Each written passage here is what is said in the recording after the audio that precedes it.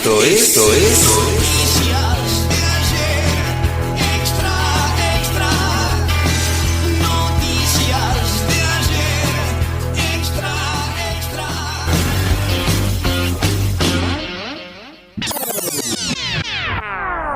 ¿Por qué el 1 de mayo es el Día Internacional de los Trabajadores? A fines del siglo XIX, los trabajadores de todo el mundo reclamaban la reducción de las horas de trabajo. Imagínate, jornadas laborales de hasta 16 horas por día, de lunes a lunes, hacinados en la fábrica y sin ventilación. Todo por un sueldo miserable. Y encima, como ves, las mujeres y los niños trabajaban a la par que los varones, pero ganaban la mitad. Sí, ya sé, lo mismo que pasa ahora. Los niños eran usados para destrabar las máquinas, porque tenían manos chiquitas que podían meterse en el hueco de las máquinas y así poder arreglarlas. Entonces el patrón no gastaba plata. Así de brutal es el capitalismo. ¿Qué reclamaban entonces? 8 horas de trabajo, 8 horas de descanso y 8 horas de recreación. Con esta consigna, el 1 de mayo de 1886, en varios lugares de Estados Unidos, se organizó una gran huelga que juntó a 350.000 trabajadores en la calle. Un hecho histórico para la época. Muchos eran anarquistas y socialistas.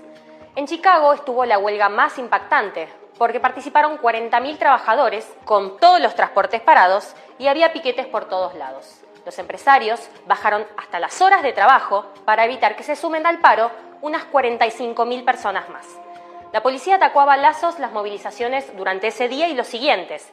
El día 3 mataron a 2 trabajadores en la huelga de la fábrica McCormick, que estaba en conflicto por despidos. Y el cuarto día reprimieron un mitin pacífico. Cuando comenzó a dispersarse, estalló una bomba donde estaban los policías que dejó muertos y heridos. Sin ningún tipo de pruebas, el gobierno acusó a 8 trabajadores, en su mayoría anarquistas, como autores del atentado. El juicio fue una completa farsa, que terminó con la pena de muerte para 5 de ellos, 2 a cadena perpetua y 1 a 15 años de prisión. George Engels, uno de los condenados, dijo unas últimas palabras en su alegato para denunciar la explotación capitalista. Escuchemos un fragmento. No combato individualmente a los capitalistas, combato al sistema que produce sus privilegios. Mi más ardiente deseo es que los trabajadores sepan quiénes son sus enemigos y quiénes son sus amigos.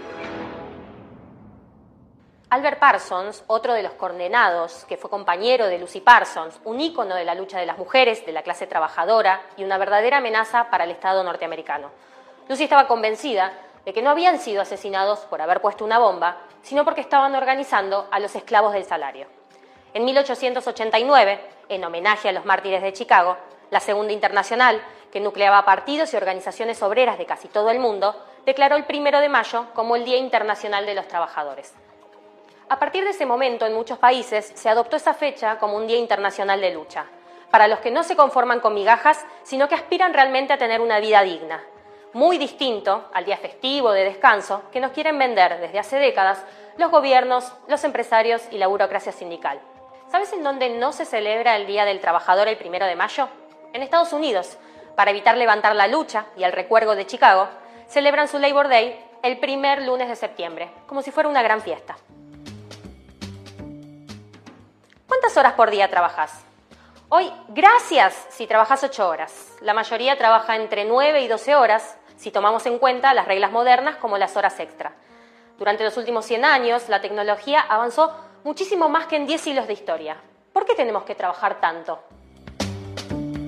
Si todos trabajáramos 6 horas al día, podríamos repartir las horas entre ocupados y desocupados, sobre todo en momentos de crisis, donde siempre los más golpeados somos nosotros.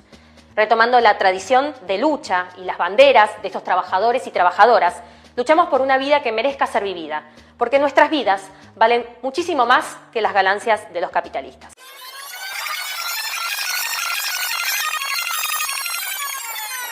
En Argentina, el primer acto por el Día del Trabajador tuvo lugar en 1890 en el Prado Español de Buenos Aires, donde hoy se encuentra el coqueto bar La Biela. Desde entonces, nuestra historia ha conocido no pocos episodios amargos, como resultado de querer silenciar la lucha sindical. La Semana Roja, en 1909, la Semana Trágica, de 1919, la Patagonia Rebelde, entre 1920 y 1921. Tras La revolución del 4 de junio de 1943 se da un hecho inédito. El entonces coronel Juan Domingo Perón asume la Secretaría de Trabajo y Previsión y se vale de la radio para hablarles personalmente a los trabajadores sobre sus derechos. Ya en la presidencia, el general Perón proclama en un acto organizado en el Teatro Colón en febrero de 1947 los derechos del trabajador, incluidos hoy en el artículo 14 bis de la Constitución Nacional. Cada 1 de mayo es un motivo de alegría, pero también un llamado a la memoria por aquellos que nos precedieron y que, desafiando el poder de turno, se atrevieron a decir: acá estamos, sufriendo la persecución, la tortura, la desaparición y la muerte, el reclamo de los derechos que hoy gozamos. Nunca los olvidemos. En la década de 1880, la clase obrera argentina inició un intenso proceso de organización con la fundación de sindicatos, centrales trabajadoras muy rápidamente y la utilización de la huelga como forma de lucha. El Estado argentino reaccionó con represiones cada vez más cruentas que se hacían muy visibles, sobre todo en los actos de celebración del 1 de mayo, el Día del Trabajador. En 1904 hubo una represión muy intensa en esa fecha. En 1905 el acto del 1 de mayo terminó con 2 muertos y numerosos heridos.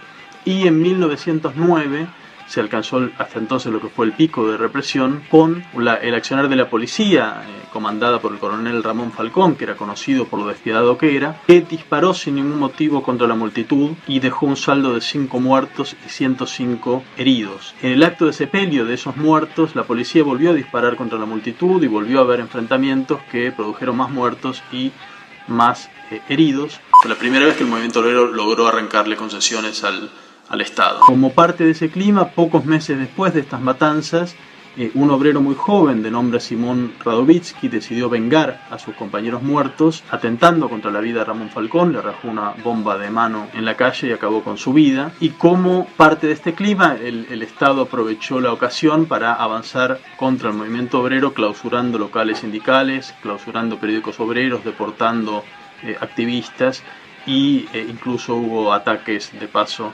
a barrios de la colectividad judía. Esta semana se conoció como la Semana Roja y fue el pico represivo más grande hasta entonces, que pronto de todos modos iba a ser superado por la Semana Trágica de 1919.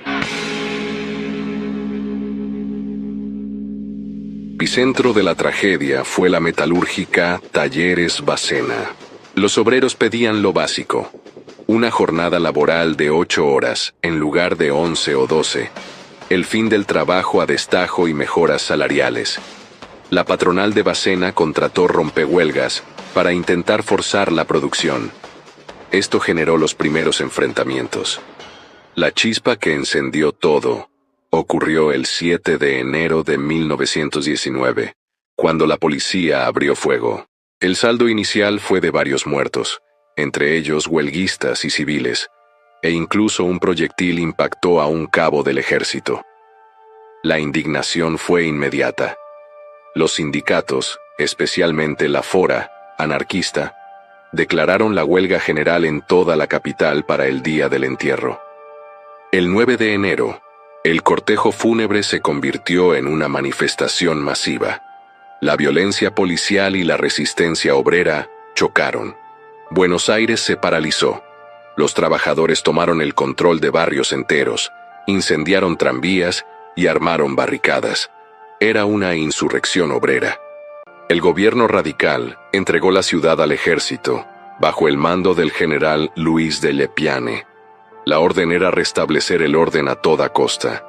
En este vacío de poder y caos, surge un actor terrorífico: la Liga Patriótica Argentina, LPA. Fundada por la alta burguesía, terratenientes y figuras como Manuel Carles, su objetivo era simple: defender la nacionalidad de la amenaza extranjera y roja. Sus miembros, conocidos como los Niños Bien, se reunían en comisarías donde recibían armas, brazaletes y, lo crucial, impunidad. La Liga y los militares asaltaron el barrio de Once. deteniendo, torturando y fusilando a cualquiera con barba o apellido eslavo. Detenían a los judíos, les ordenaban cantar el himno nacional, y si no lo sabían o no podían por el terror, los mataban en el acto. Se produjeron violaciones, saqueos y destrucción de sinagogas. Fue el primer y único pogromo en América. La masacre duró cerca de una semana. Las cifras oficiales hablaban de apenas 60 muertos. La prensa obrera y las estimaciones modernas elevan el número a entre 700 y 1000 muertos, miles de heridos y decenas de miles de detenidos. El fracaso de la República en 1919 no fue detener una huelga, fue entregar la soberanía a la violencia ideológica, sentando un precedente que se repetiría una y otra vez en las décadas venideras. La situación en Río Gallegos es cada vez más tensa. Las protestas obreras se expanden como un reguero de pólvora por toda la Patagonia. Los poderosos estancieros locales se niegan a escuchar los reclamos de los trabajadores y exigen ayuda a Buenos Aires para sofocar el conflicto. Por indicación del presidente Hipólito Yrigoyen, el nuevo gobernador de Santa Cruz, Ignacio Issa, es el responsable de abordar la situación y actuar como mediador entre los trabajadores rurales y los estancieros. Pero junto con Issa, llega a Río Gallegos el teniente coronel Héctor Benigno Varela, quien viene de ser parte de la represión en la llamada Semana Trágica en Buenos Aires. La primera huelga se soluciona aceptando las condiciones que pedían los obreros. Se firma el primer convenio rural de la Patagonia, con la firma del teniente coronel Varela, del presidente de la sociedad rural y con los delegados peones. Entonces se va el ejército, vuelve a Buenos Aires, los estancieros se niegan y no cumplen con los convenios. Pese a que el Parlamento Nacional sanciona una ley que elimina la pena de muerte, el teniente coronel Varela, presionado por los estancieros, da a conocer un bando público de Santa Cruz, donde advierte que los obreros insurrectos serán fusilados. Mientras tanto, el gobernador Issa recurre al juez Viñas, un hombre muy respetado por los trabajadores. Propone a los dirigentes sindicales aceptar sus reclamos y ponerle fin al conflicto. Les promete, además, no sancionar a los huelguistas. Los obreros, en una asamblea, deciden levantar el paro y atender al pedido del gobernador. El obrero italiano Alfredo Fonte, conocido como el Toscano, junto a unos 200 trabajadores, se opone al acuerdo.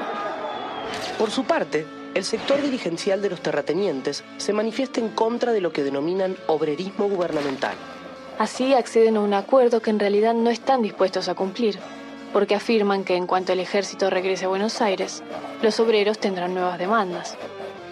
Pese a que les había dado la razón a los obreros y había aceptado muchos de sus reclamos, Varela piensa igual que los estancieros. Si bien se marcha del territorio santacruceño, les deja una promesa. Si los obreros se levantan de nuevo, volveré y fusilaré por docenas. Son asesinados más de 1.500 obreros rurales.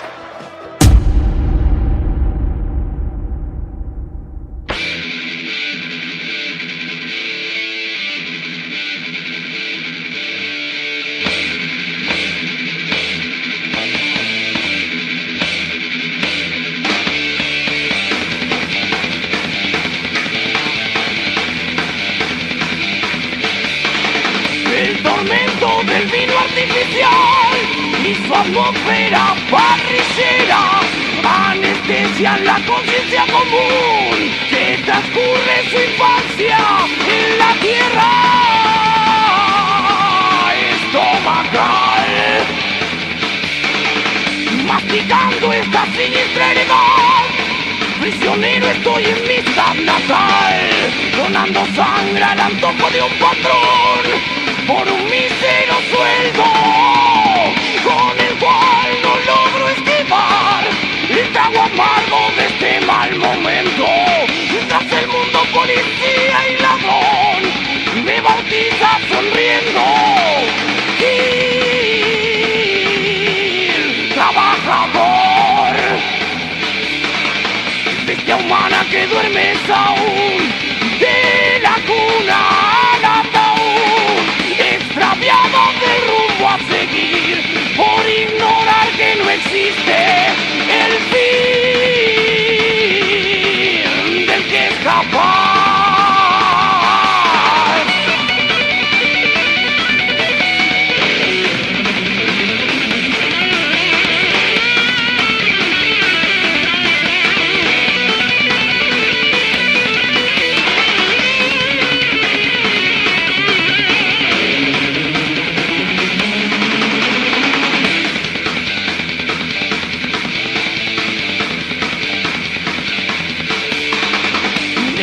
dejo a la paternal. Pedo suda 3 de febrero.